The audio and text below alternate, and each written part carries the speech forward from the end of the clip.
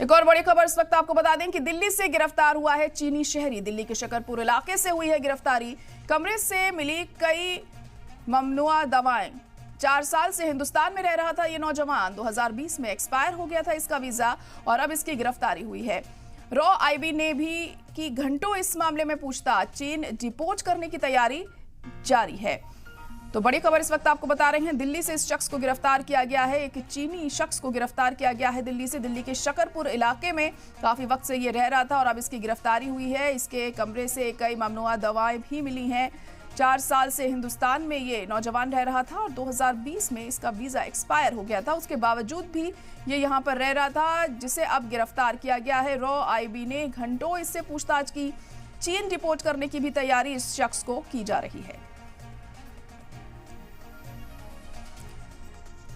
तो दिल्ली के शकरपुर से इसकी गिरफ्तारी हुई है। ये चीनी शहरी है जिसे पकड़ा गया है। अब आखिर ये क्या चाहता था, क्या मंशा थी इसकी, तमाम ऐसी चीजें हैं पूछताछ में जो पता चलेंगी।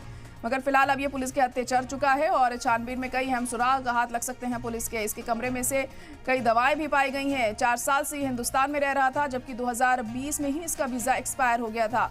उसके बावजूद भी ये 4 साल से यहीं रह रहा था। फिलहाल रॉ आईबी ने घंटों इससे पूछताछ की।